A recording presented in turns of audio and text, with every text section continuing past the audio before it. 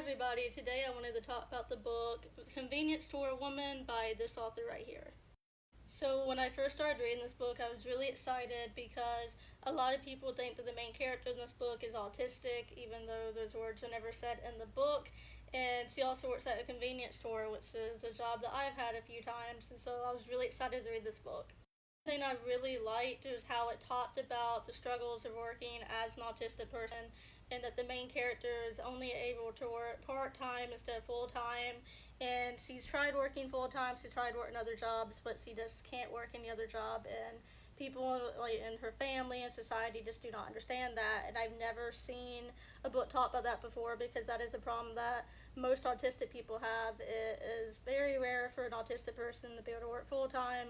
It's not impossible, there are accommodations that exist, but most of the time I believe it's 80-something% of autistic people struggle to work full-time, and so it's really nice to have that to relate to.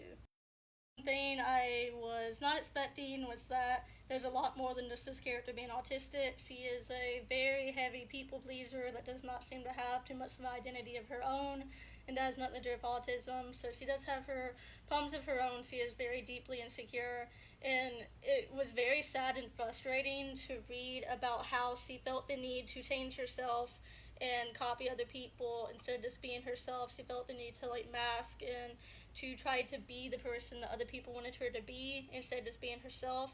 I almost wanted to just take her and shake her, or just scream, don't do that, just be yourself, who cares? For example, there's this common theme in the book where instead of just giving an honest answer to stuff that says, why don't you get a full-time job? Why don't you stop working at the convenience store and get a career that's full-time instead? Instead of giving an honest answer, she comes up with these lies, comes up with these excuses instead, and I just almost want to scream at her, just tell the fucking truth, don't worry about what people think about you.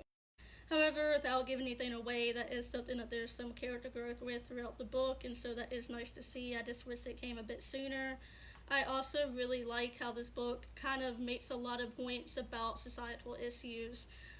It makes points about how people kind of become their job.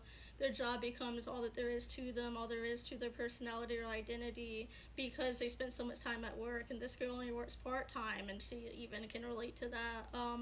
That people don't tend to have much of an identity outside of their job.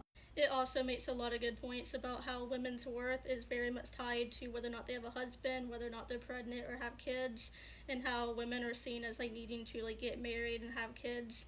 And once they do get with a boyfriend or do have a husband, that's all people care about. Anything else about them seems to just be ignored. One of the main guy characters in the book is an incel, which is very disturbing to read about. It's a very unlikable character, but he is there for a reason, because I think that he is supposed to represent just how insecure and how desperate that she is to win the approval of society and win the approval of her family, that she is willing to even tolerate incel type of men. Overall, it's a very short read. Would I recommend it? Not really. It has some good points to it, but a lot of the book was very, very frustrating to read in my personal opinion, but you may like it. Let me know your thoughts down below. Please make sure to like and follow, and have a great day.